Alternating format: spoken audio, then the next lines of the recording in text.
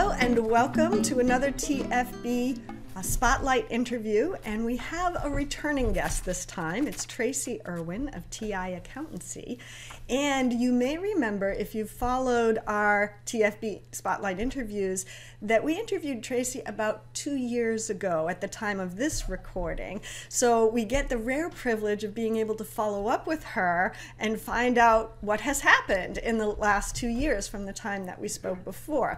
Now, if you didn't get the chance to see that interview, and I'll put a link below in the notes of this interview, but I'll give a quick recap at Tracy's permission of what we talked about before to bring us up to speed, so that then she can bring us up to speed on where she is. So last time we talked about Tracy's beginnings and how she really started her bookkeeping business was that she saw a need of small businesses that was not being served. And that was the little businesses that were trying to get their payroll done legally. And they weren't able to do it, and they were having problems. Nobody wanted to serve them. So while she was working at a job as an office manager, on the side she started doing the payroll for these small companies, and her business grew. Of course, she saw a need and was filling it, and then her mom ended up being her first employee to help her out, and then her business kept growing, and it got to the point, obviously, that she left her job and started her business. But the one key thing, when I had asked her what made the difference in the growing, because she grew really fast, is she had a mindset shift. And I think this is key. Her mindset shifted so that she really thought of herself as a business owner. And she started to take more risks in order to grow her business. Another key that she mentioned was that, and I always remembered this, and it's funny, this past summer I got to meet where she learned this from the person who taught her this, but she started spending 90 minutes a day working on her business first thing in the morning. That was very powerful, and you said it was a key to growing your business. And then you also learned, which is a key lesson too, that you couldn't do everything yourself. And you learned how to do some delegating and outsourcing, which is one of my Achilles heels, I'll say, and I'm in the process of really learning this as well. And that at that time, a couple years ago, where we were, you had just moved to a new office and you were up to 12 team members, and that your business really you did subcontracted payroll, so that was still a specialty, but then you were also obviously doing bookkeeping services as well. Yeah. So that brings us up to now, and a lot has changed for you, Tracy. Yes, I'm in very different surroundings right now. Yes, so I was 2 years ago. I remember doing the interview, and like the walls behind me in the office were just all blank. The shelves were still bare. It was that new in the new offices when we did that. So yeah, it was. And I mean, the team is still there in the offices, and it's run. We don't have 12 team members anymore. We've actually gone down to 9 now, and we've been focusing on a better type of client. So and different. So the numbers dwindled. Nobody was like made redundant or anything like that. It was just people left for different purposes, and we found that we didn't need to replace them. So I've got a brilliant core team at the minute. Absolutely amazing. Excellent. So now tell me a little bit now. So you had the office, you had the larger team. Yep. You went along, and then some team members left. So, and by attrition, you just didn't need to replace them, and you refined who your best clients were. So that's excellent. Yes. That's because everybody always thinks you got to grow big and you get a lot of clients, but it's like all clients are not created equal, and it's much better to have a smaller, high quality client base, which usually is far more profitable too, than to have a large generic client base. And there's a lot of what we call, I don't know if you call it this in the UK, is PITA clients, P-I-T-A clients. Oh, right, okay. We call them time vampire clients, I think. Okay. People who just like they're constantly on you all the time, and they, the time they don't understand that that you have other clients to service as well. Yeah. Pizza client. That's a new thing for me. Well, I think it's an acronym. It stands for pain in the You know what? Ah, okay. I don't remember that one. No, yeah, we usually call them their time vampire clients. I think what it is when you're growing a business and like you've got a great marketing strategy, sometimes it's very easy to forget that every client isn't equal and you just take on everybody. Right. And I think that's why we did grow up to the 12 team members because we needed to service them. The biggest learns that I did when we were growing the business was don't take on too many clients at the same time. The onboarding process, if you do it right, is really time consuming. So now we don't take on more than 4 clients a month at all. We just, to do it right, you can't. So now looking at the type of clients that we take, we still do the self-assessments and the office is very busy at the minute because obviously it's January, so it's a different tax year to you. But it's more streamlined now, and that happened over the last 2 years. So it sounds like, and I'll nudge you a little, but it sounds like that once as you grew, then you started refining in that you needed to, because if I recall, and I didn't have that down, but you were doubling your business like every year. So you had very quick growth, but then it got to a point which is natural from all that I've studied as well in business, that now you did need to refine. So you qualified your clients better, but it sounds like you also refined your internal systems as well, have become much more efficient. Massively. That's what, as the business grew, I was doing less and less in the business. I work on the business. I mean, I work, talking about when I did my 90 minutes in the morning, now my 90 minutes is all day. So I literally just work on the business. So there's not very much I work in the business. I do all the sales and marketing. I look at processes and systems and things to improve them. I do help the team, but now we'll talk about, in fact, I'm not actually there anymore, that it would be harder for me to do that. So it is more of a working, and also I work on the business all the time. So you're truly a business owner. Yes. and I think when in that growing period, you do just feel like you should take on everybody. And I mean, there is you do make mistakes along the way. And I think what happens is the bigger your business grows, if you've got a mistake in there, the crack just opens up. The bigger it gets. So the bigger the business gets, the bigger the crack goes. And that's what, so I felt like I was firefighting slightly and needed to take a step back. So that's what it was growing pains, I guess. Yeah. Well, how did you make that jump? Because we always hear that if people have aspirations to grow a larger business and take on a team, that they're like, I just want this business to be able to run without me. Why does everything have to be on my shoulders? I need to get it off of my shoulders. Obviously, by refining the clients, refining systems, you were able to do that. But how did you make that leap of being able to take yourself literally out of the business so it could run without you? It was a personal circumstance. So the beginning of 2016, probably a similar time to last spoke to you, my granddad died. He was 94. He'd had an amazing life. I'd spent from the October to the January literally talking about everything he'd done in his life. He was amazing. But suddenly when he went, I found that I'd been working so hard because I was unhappy in other areas of my life.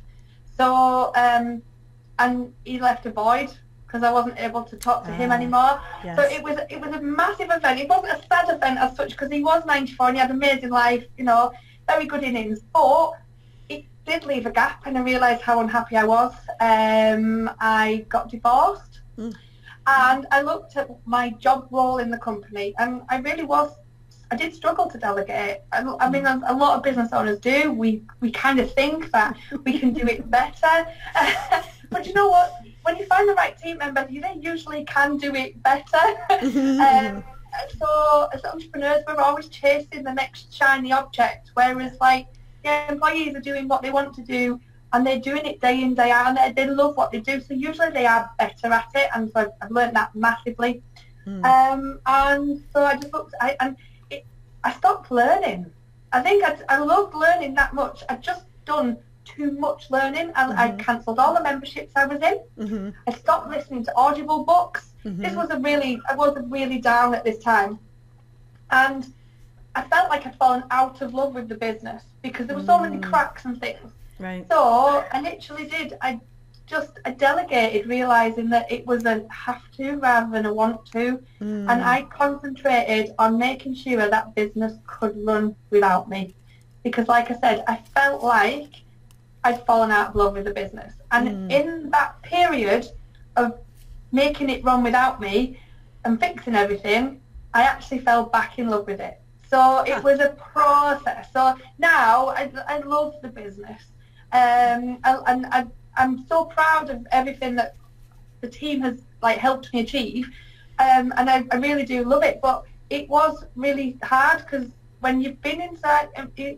when something is your baby and you've grown it so much, to sit there at night and think that actually you're not in love with it anymore, it's a horrible feeling, And as I say, I was going through a divorce at the same time, so it was like I was out of love with everything, and it took time to repair, and systems I just put in. Every time we got a crack, we just literally, so for me, we don't blame process, and we don't blame people, we blame processes. So everything in our business is processed now, everything.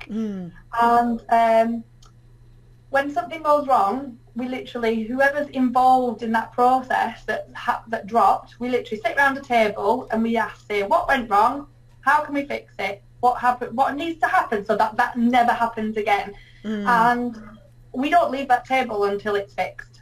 So then we fix the process, and then that process is followed.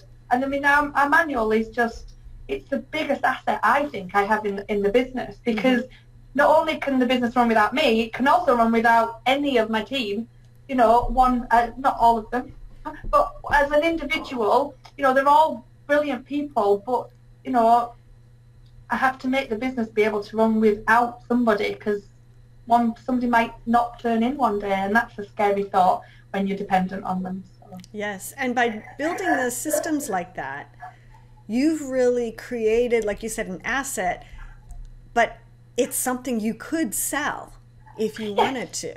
So that is much better than if the business was just you and everything was in your head. But a question, of course, because this is something I've followed for years. It's obviously the E-Myth talks about that. There's another book called Work the System that is about that. And then there's another one that is coming in August, I believe, and Mike will love it, is Clockwork is coming out. Okay, yes, I've seen that on his profile. It's on Amazon right now.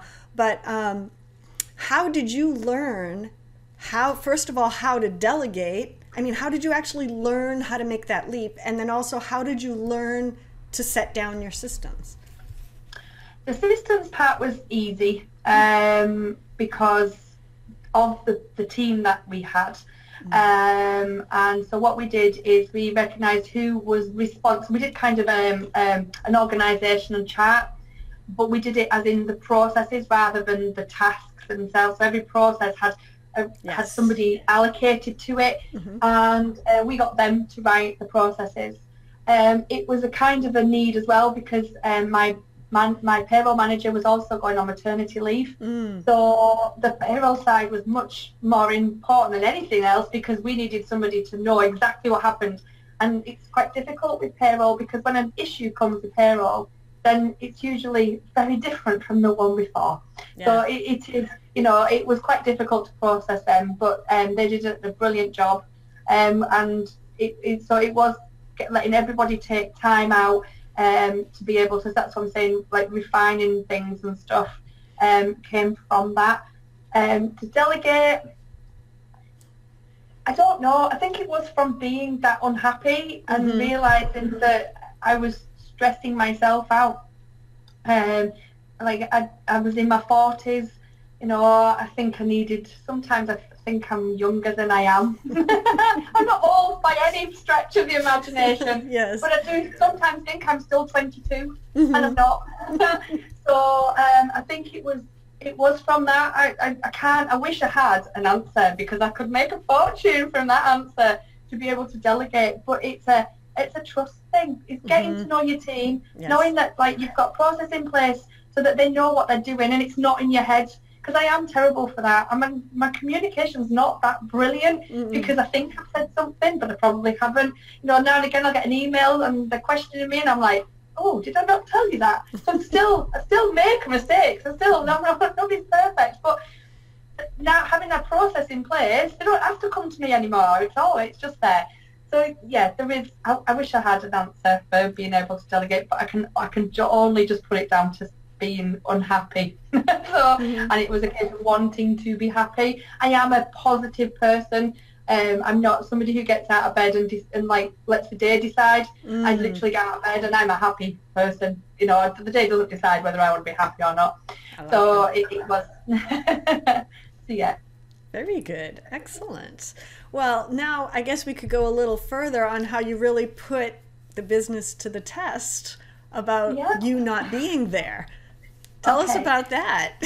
So when obviously in the beginning of 2016, when I wasn't happy, my daughter had just moved to Manchester, and she's got a job in Manchester Royal Infirmary. She's a nurse, a real nurse. I'm very proud of her.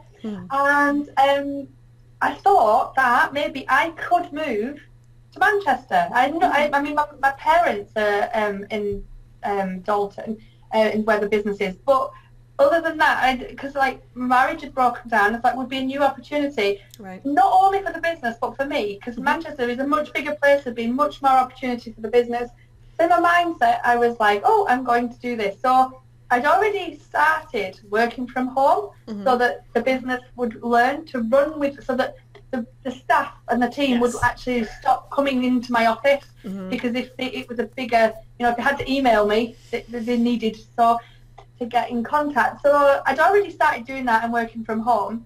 And then my best friend and I went on holiday to Spain, and I met somebody, which was the last thing ever I thought would happen. And we communicated for a few months and stuff, and then I thought, you know what, if I moved to Manchester, if I moved to Spain, there wasn't much difference in it at all.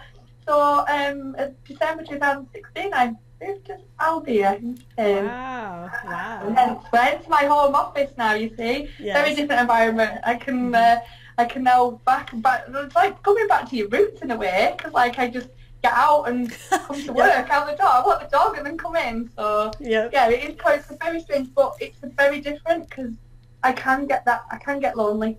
And I've never been working in a big team, and now I've gone back to working solo. So I've also joined some business networks again now, just to get that business support that I felt like I needed. So that's interesting. So now, because you've come full circle from starting home based, then going to a commercial space with the team, and then now you're home based again, and it feels very much solo, but you still have the business, the bookkeeping business, right? Yeah. So it's an interesting combo, because it's like you're solo at home, but you have a whole business running. Are you doing anything else now? Yes. So obviously the sales and marketing and because the business runs itself day to day. I do concentrate on the marketing. I enjoy writing blogs. I never thought I would be as good as what I am, because I'm a numbers person. So and I think a lot of bookkeepers worry about writing stuff, because we are numbers people. But you know what? You kind of get into a habit, and as long as you're personal, and I think the biggest thing is just be personal, because people love people, and I just write about me or the dog, and link it to something, and it really does work. So the two things I'm concentrating on, we've niched the business we would like more publicans, so public houses, inns, taverns. So we're concentrating on niching that. So that's kind of, I've done a website, I've looked at blogs and things for that. My other thing is, I sat there and I thought, you know what, I would really, really like to help other bookkeepers become bookkeeping businesses. And so this year I've just decided that I've got no products or anything just yet. I want to work one-to-one, really help them in their businesses. But at the moment, I'm becoming famous to the few, if that's the right words to use. So at the minute, on every Friday, I'm writing a book. Nice. So I want to do some online courses so that they can to help with the processes and things, just to help them. And then obviously once I've grown and people recognise who I am and what I've done, that's when I want to help people. So if they're really serious about becoming a bookkeeping business, because I know when you're just on your own, it's a real struggle. And I mean, I'm living it back at the minute, writing the book. I feel every chapter, I'm feeling, oh gosh, I did that. So it's kind of, I want to go in and help them. I mean, I know these businesses are in the UK and I'm in Spain, but it's 2 hours on a flight to anywhere, and it's easier because I'm in Spain, because actually I can fly anywhere in the UK. Yep. Whereas because of the small peninsula that I used to live in Cumbria, it would have been harder for me to travel to the UK to help businesses. So actually it's easier from here. I just jump on a plane. So that's what I intend to do, to help other bookkeepers eventually. So that's the two things that's what I'm spending my time on. That's excellent. No, I'm excited about that. But it sounds like, so it's more like you want to do bookkeeper coaching. You're going to coach them in their business to grow it, and primarily in the UK, right? Primarily in the UK. It's interesting because, of course, being in the US, and we hear that, and your business itself too is most of your client base for the bookkeeping business are in the UK, correct? And are they? We have a few in Europe, but not very many. And are most of them like within, well, all of England is pretty much you can drive to, as I found out because I was there last summer. But yeah, it's different. There's a difference between US and UK or even Europe because everything's so close there, relatively, compared to the US. You know, I mean, I could have a client in California, which for me, you know, I'm East Coast, they're West Coast. That's a 5 or 6 hour flight, so it's not that close. But you have the advantage that you could go back to the UK to consult with the bookkeepers that really want to get serious about growing their business. I think that's fantastic. Now, are you also teaching them even the technical of the bookkeeping itself? Because I asked that because of who come to me for help. So okay.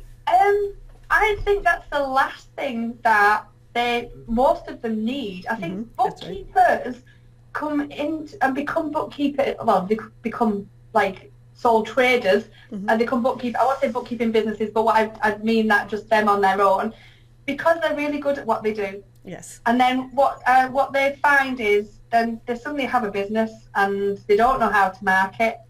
You know, they don't know how to do the systems and processes. Right. They don't know what the best offer is. You know, those kind of things. That's where I can help, because actually I understand the marketing, the processes, what's the best thing to offer, the system, like taking on an employee is so scary for some people, and it's like, what do they take on? Do they take on some admin support so that they can carry on doing the bookkeeping? Or do they take on a bookkeeper and then do this whole big, huge business thing that actually they don't know what they're doing? So it's kind of like that kind of advice I would like to help with, because I think it can be a lonely place running a business. So I want to be there, like a mentor type thing, and help them through that. Excellent. Well, I'm excited. Keep working on that book, and let me know when it's ready, because I'm glad to, you know, take a look at it and recommend it to everybody who could benefit from it, and I'm sure it will be out at the end of May. Okay. So I will check in with you then. Well, this has been wonderful, Tracy. I'm so excited to hear how, I mean, we see even more how far you've come. So it's so exciting to see the growth. Thank you very much. It's been a pleasure speaking to you. I think when you're reading before, like what we said, I was like, oh, I'd forgotten. Yes. Forgot about that. So, but it's nice. I mean, you have a lot to share, and thank you so much for sharing it, because even just those things of getting past that hump of delegating and doing the systems, that's a place where so many businesses, not just bookkeeping businesses, get stuck. And you've been able to navigate it successfully. And I guess we'd also say a point that I could bring out that I've learned today is don't worry about when life gets in the way, because sometimes that helps you to get to where you want to go. Yeah, it definitely. pushes I us. think everything happens for a reason, and obviously you need those difficult times to be able to enjoy the good times. So yeah, I know it is hard sometimes but when you sit back and look at it, it's really not. So. That's great. Well, thank you so much, Tracy. Very much You're welcome. appreciate it. And is there some way that if someone wants to ask you questions, I mean, I can always make sure that you know if they ask on the blog below, but beyond that, how can they get in touch with you? If anybody's got any questions at all about growing their bookkeeping business, all they need to do is email me. It's Tracy, which is spelled Tracy, and it's at tipayroll.co.uk. Okay, excellent. All right. Yeah, I'd love to help anybody, honestly, if you've got any questions. So. Excellent. It was lovely speaking to you. It was wonderful speaking to you. Thanks. All right, and I'll see you in another 2 years. Yes. Soon. Thanks, Gabrielle.